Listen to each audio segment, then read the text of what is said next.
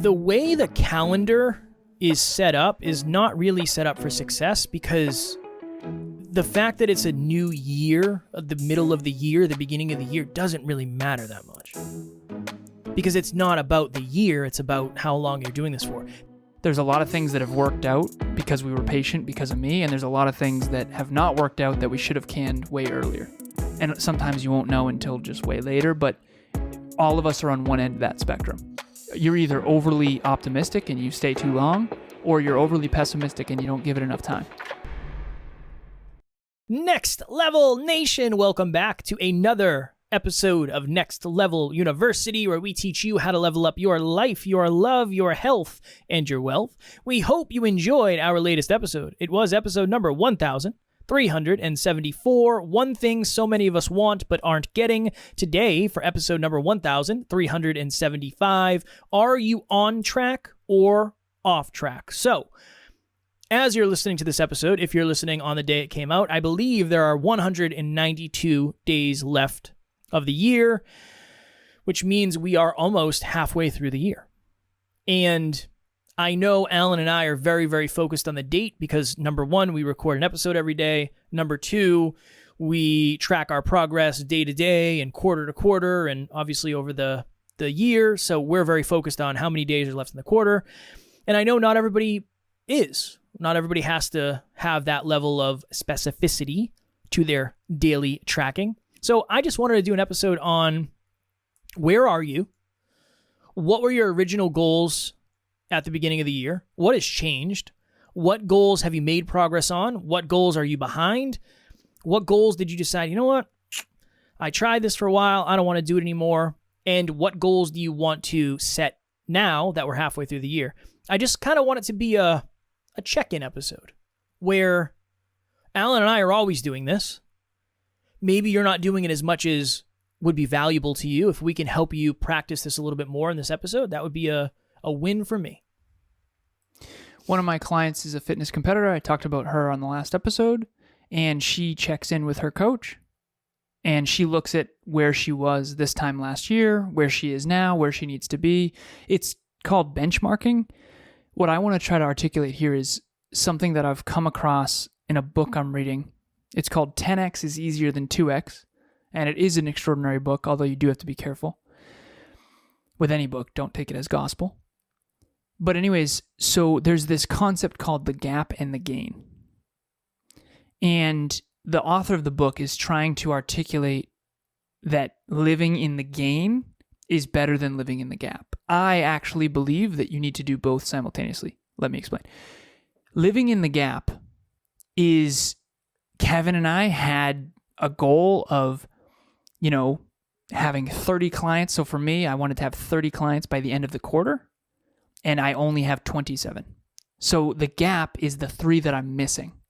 The gap is focused on what you're lacking, what you're missing. Okay, I wanted to make $5,000. I only made $3,000. Now I'm the gap. The gap is the $2,000 gap, and it can be very bad for your self-worth and self-esteem if you're always in the gap.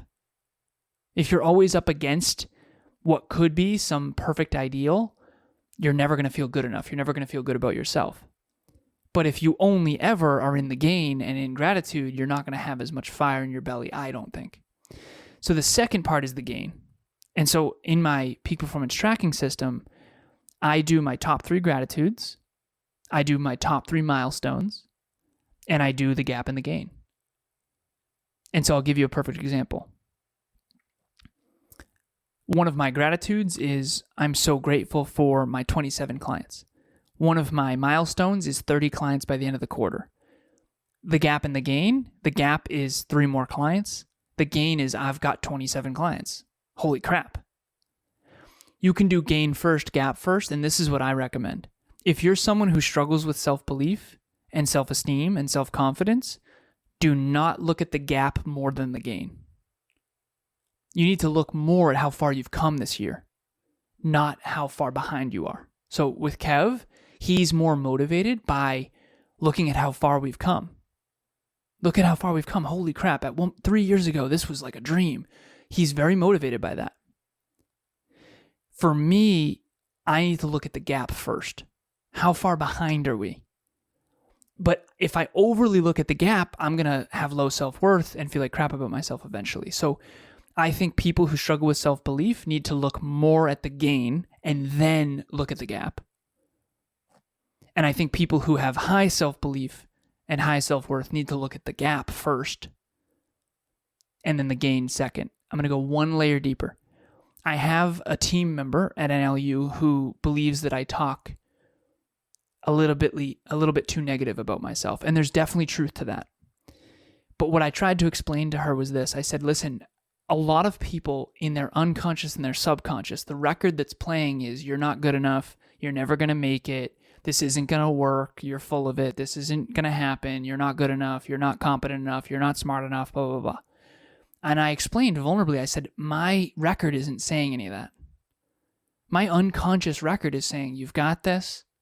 You can do it. You are capable. You are enough. You've got this. You can do this. Of course you can do this. It's literally like that. It's like, of course you can do this. Why can't you do this? Of course you can. And I said, so for me, I have to consciously balance that out. I have to consciously say, you know what, Alan, this might not work. You know what, Alan, you better work a little harder here. This isn't just going to work out. You know what, Alan, if you're not careful, you're going to let your standards drop. You know what, Alan, you're not nearly as far along as you could be if you weren't Jeffin. So she thinks I talk negatively about myself when in reality, I'm actually trying to hit 5. Whereas most people, I do realize they have negative self-talk running. Negative self-talk is not a super big issue for me. So if it seems like I talk negative about myself, it's to actually find 5. And so if you're out there listening, are you on track or off track? If you struggle with negative self-talk, be very careful when you overly focus on how off track you are. If you don't struggle with self-belief or self-confidence, you better look real quick at how off track you are. Otherwise, you will not have the pain necessary to get on track. Another interesting thing, and I've noticed this about myself, is we're at the point in the year where you can really start to recognize patterns. What are the patterns that have been happening for you this year? Life, love, health, wealth, all of them. When, maybe hypothetically, I do really good at saving money and then something happens and then I go spend a bunch of money. Like, has that been your pattern? I save money for 2 months really well, and then I do some reckless stuff. Okay, interesting. I watch what I eat very, very carefully 5 days a week, and then on the weekend I go off, and I lose all my progress. Okay, interesting. Whatever it may be. I am really consistent in one thing, and then something comes up and I struggle. Or I've picked up a lot of new habits, but now I'm only doing 10% of each of those habits. I look at it from that perspective just because you have a concrete date to look back on. I notice that I'll go through spurts of feeling really, really, really good about business, and then things slow down a little bit just because that's how it works. But now I'm trying to disassociate. The way I feel today it shouldn't be directly correlated to the amount of results we have right now, because a lot of it's the long game versus the short game. So I'm recognizing patterns in myself. I assume if you're out there, you have patterns that you're creating or running. It would probably benefit us all to understand them at a deeper level. Because I want to give... Oh, yeah, go ahead. please. Yeah, go. You're good. Okay, this is fascinating that you and I have learned about each other and ourselves. Kevin feels really good when we have money coming in. Definitely. I feel really good when we have effectiveness going out. And what we figured out is leading indicator, lagging indicator. Again, similar to gap and gain. There was this one time we were reviewing our business and we have metrics for each department. I'm not going to go down the rabbit hole, but X amount of calls, X amount of podcasts that Kevin goes on, X amount of calls that he has, X amount of clients we ultimately produce their shows. And it's a growth rate. I'm way more focused on the podcasts and the calls. I don't care almost at all about the third one. Kevin we had a really big, so we're doing the metrics, we're updating it, and I'm like, okay, how many podcasts? I think you said like 7. How many calls? 3. And then you're like, no, don't be disappointed though. Wait until you see the money. I'm like, Kev, I do not care. That's past calls. So the fact that we have low calls right now is indicating that future is going to be worse than the now. And again, this is something to bring this and make this land for everybody. Are you more focused on present things coming in, like harvesting the fruit, or are you more focused on planting more seeds? For me, I give myself the self-esteem or the positive emotions when we're planting. If we're planting well, we're going to harvest well. I'm not worried about harvesting. Plant well. But I think that it needs to be balanced very well, because it's almost like you have to look at, okay, are you on or off track? Ready? What seeds were you planting at the beginning of the year that have bared fruit? And then feel that. Okay, but what seeds, most importantly, are you planting now so that at the end of the year you feel the same? Yeah. So maybe you feel bad right now because you weren't planting many seeds in the beginning of the year, but you're actually planting a lot of seeds now for the future. Great. Maybe you planted tons of seeds and now you're harvesting, and you might stop planting because you think you're winning. And that's the thing. It's like the biggest detriment to future winnings are current winnings. Because we talk about how we had a big month in 2022, February, and you and I were like I was watching House at like 11 a.m. on a Tuesday. And then go figure, we had some tough months after that, of course. Right? You step off the gas when you're winning, that's not always good. But if all you're ever doing is redlining, it's dangerous too. We talked about this. So we had our Next Level Hope Foundation event Sunday. So the previous Sunday, if you're listening to this, and Alan and I were talking while we were having pizza. I didn't have any pizza. You had pizza, but we were sitting at the table getting ready to eat. And I said, it's interesting how there's only like a few things that matter. You kind of got to figure out the system, what works, what's the most important thing. Okay, then you run that, then you try to improve it as you go. And I think right now is an interesting time in the year where you might have been trying something for the last 2 months that doesn't seem like it's paying off, but you never know. It could be the right thing. It might not be a long enough period of time. I had a client, I told Alan this the other day. I had a client a potential client. I talked to this person at the beginning of the year. I went on their show. I did a free call with them, and they said, hey, I might like to work with you in the future. I sent them our pricing, and I said, yeah, no worries. And I've been touching base with this person online, but nothing crazy. And they messaged me and said, hey, I'm following up on this. I'd like to explore it. It's like, oh, interesting. That was 6 months ago. That was the beginning of the year. And that's something that might come to fruition. It might give us fruit in the next couple weeks. I don't know. Maybe, maybe not. But if you're listening to this episode, there's probably a bunch of stuff that you got to keep doing. There's probably a bunch of stuff that just hasn't turned yet. It's not the right season. It's there.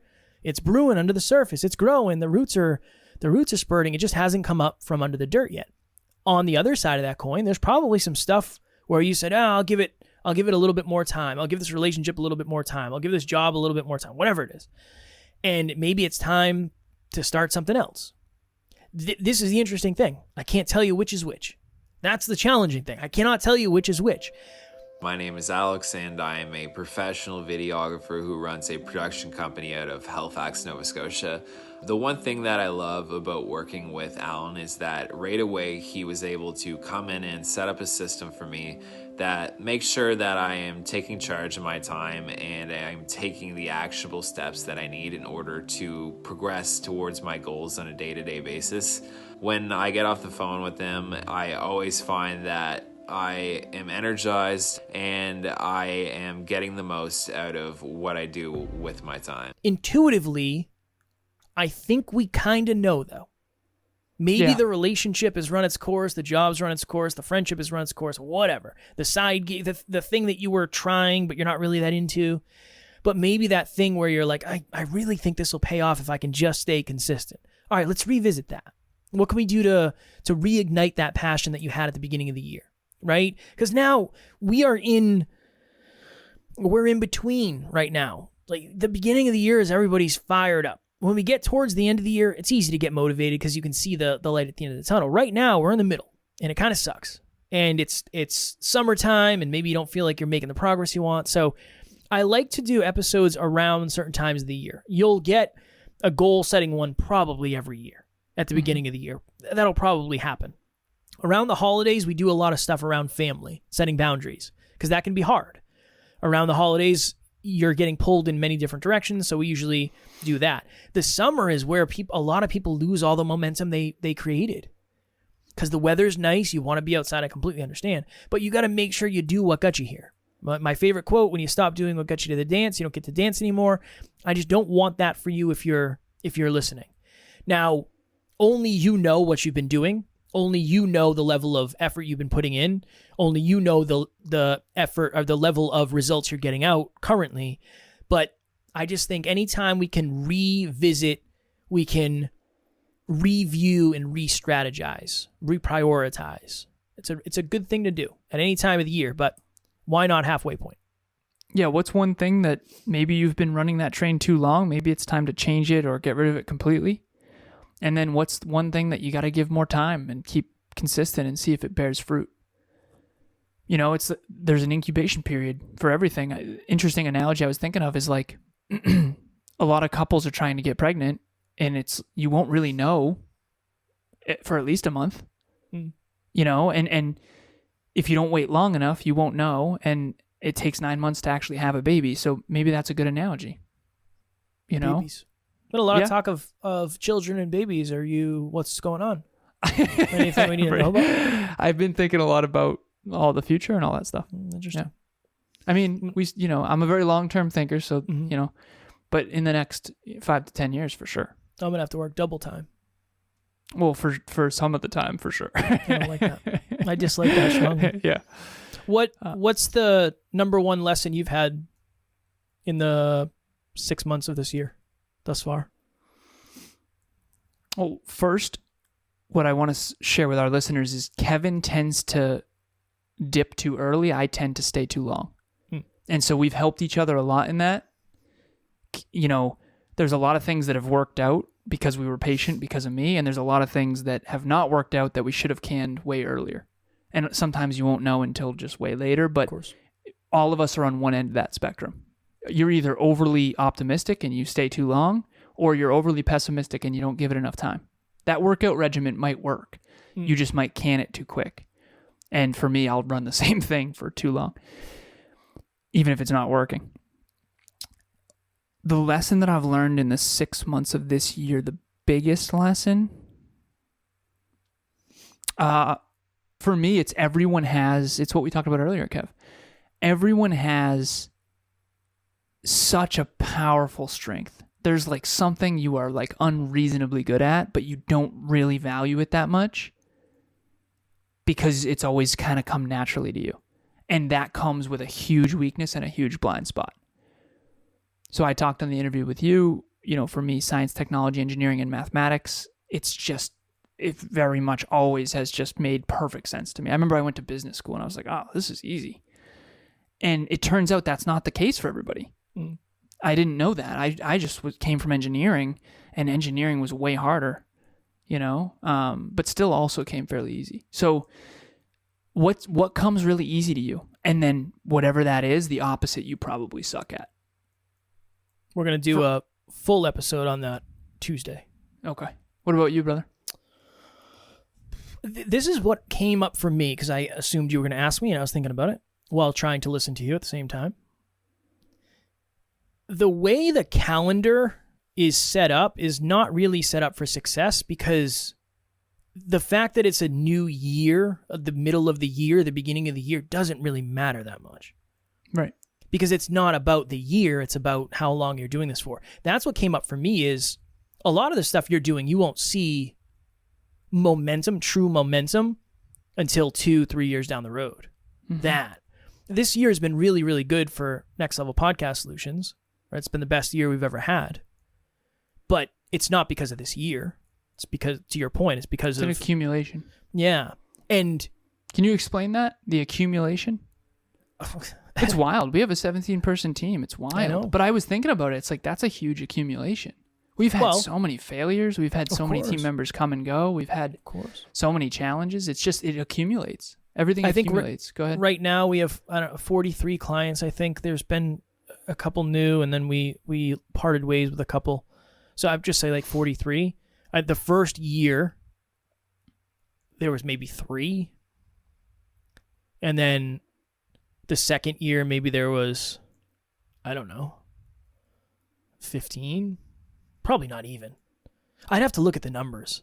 11, I think. Probably 11. I don't know. I'd have to look at the numbers. I probably can't give... Second year was lower than 15. Lower than definitely. that? Yeah, probably. Yeah. It's just... the best way to explain it is it feels like everything has happened in the last 6 months. That's really the best way to explain it. That's what it feels like to me. It feels like every single thing in business has happened in the last 6 months, when none of that's true.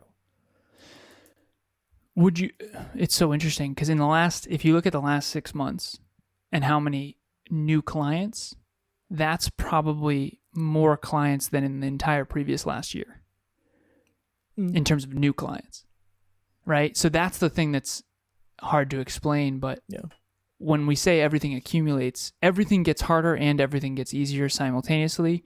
We'll do an episode at some point about everything accumulates, and it won't be titled that. But that is so important to know. Yeah. Everything accumulates. Like, if you were really disciplined last year in fitness, you can get away with different things this year. You can eat more pizza. You know, people look at me, Emilia's family, it's so funny. I'm at the lake house, and it was, what day? I'll be quick about this. Labor Day weekend, I want to say. Labor Day weekend. And we went for a Sunday. We went there. We went on the boat. We went out and about. And I am in pretty good shape from their perspective, and I appreciate it. But they all made comments when I got my plate. I eat a lot of food. I love food. I'm obsessed. A big fan. Big fan of food. I don't know if obsessed is right, but big fan. And I also fast, right? So there's a lot of things they don't know. And I did say that I fast. But I walk out onto the deck and everyone's out there and it's a beautiful sunny day and they're like, look at Alan's plate, and they all make a thing of it. It's look at, how does he, little do they know I've been weight training, not every day, but almost every day for 8 years. I couldn't, I can eat this much because I'm so consistent and have muscle mass and all that kind of stuff, but it's an accumulation. And so you can't look at one moment. I mean, we had a mentor that used to spend money like crazy. I mean, he would spend thousands of dollars on very stupid things, in my opinion. Honestly, I'm not even trying to sugarcoat it. But he also accumulated wealth for 50 years, and I just don't think people understand how powerfully things accumulate. I was thinking of it from a Legos analogy. If you get one Lego a day, it's not that much. But when you get to the end of a year, 2 years, 3 years, you get a lot of Legos. But you can't really point to a single day. It's just every day. Every day I went down to the mailbox and there was a Lego there, and I got the Lego and I brought it back. And then the next day I did the same thing. It's just, I think that's a really good example. I wouldn't say analogy. But we are blessed where we have the opportunity and the necessity to check in on this daily. And we have meetings every week and every other week and every quarter we're doing that. So I just think it's a good practice for you. Take a second, sit down and say, okay, how much money did I want to make this year? How much money have I made? How many clients? How many dates? How many new friends? How many boundaries? How many fears have I chased? Whatever. How many times have I meditated? How many times have I exercised? Whatever it is for you, health, wealth, love, whatever it is for you. Are you on track or are you off track? Here's the interesting thing. If you're on track, keep going, because you might be able to do way more than you actually thought possible. If you're off track, what's something you can do to get back on track? Here, the unfortunate truth is some of us are halfway through the year and we're not going to hit our goals. And whatever. I'd rather you know that 6 months in, because at least you can do something different. You can try something else. You can pull on new levers. You can get creative. So sit down and ask yourself that question. Where do I feel like I've actually made progress? Where am I on track? Where am I ahead of schedule? Where am I behind? And what can I do about it? That is my tactical takeaway for this episode. If you're struggling with staying on track, that is what my coaching is. I had one client, she said, Alan, the value of your coaching is not just the numbers. And I said, I appreciate you, but for me, it is the numbers. All my clients, literally, they get a report of whether or not they're on or off track every other week or every week or every month, depending on the run rate. I do weekly, I do bi-weekly, and I do monthly. And it's way more affordable than you think. So reach out, say, hey, monthly is very, very affordable. And you'll get a report. Imagine having a report every month of exactly whether you're on track or off track towards your goals. We set goals, we set milestones, which are quarterly, and then we do peak performance tracking, and then I send you a report on whether or not you're on track or off track. It really is a foolproof plan to achieving your goals. And it's awesome having certainty. One of my clients is just so pumped. She's like, I've lost 20 pounds. It's like, well, of course. And I'm proud of you. So good for you. And she's the one who's doing the suffering. But it really has to do with every other week I was just checking her numbers. And that's really, it's awesome. It's like, okay, here's the train tracks.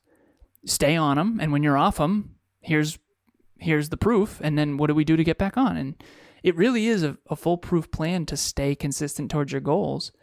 And I love it. So I hope that you reach out. And if you are halfway through the year and you're thinking to yourself, I really, really hoped by now I would have more like-minded friends, community members, people who help me grow, believe in me and all that, please join our private Facebook group, Next Level Nation. Link will be in the show notes. Again, now is maybe the hardest time to find growth-minded people, but also the easiest because you have access to people online. Please join the group and just make friends. Send messages to people. Everybody wants to connect with people that know them, that like them, that understand them, that see them, going back to our last episode. So the power is really there. The opportunity is really there. Join our Facebook group and use it to your advantage. Tomorrow, for episode number 1376, one simple question to ask yourself before you make a decision. Alan has used this analogy in the past, this example, this, I don't know what it really is considered. It's kind of like a riddle, but it's not a riddle. Idiom, is that a thing? I don't know what you're I'm gonna go with talking idiom. about. I think I'm going to go with idiom. I'll find out what an idiom is. Tomorrow we're going to talk about It that. sounds too close to idiot for me. I know. I'm kidding. Well, I'm kidding. You never know. Yeah. We're going to talk about that tomorrow. I'm really excited about that episode. I think it's an idiom. We're going to use Alan's idiom tomorrow. As always. Alan's being an idiom. As always, we love you. We appreciate you. Grateful for each and every one of you. And at NLU, we do not have fans. We have family. We'll talk to you all tomorrow. Stay on track. Next Level Nation.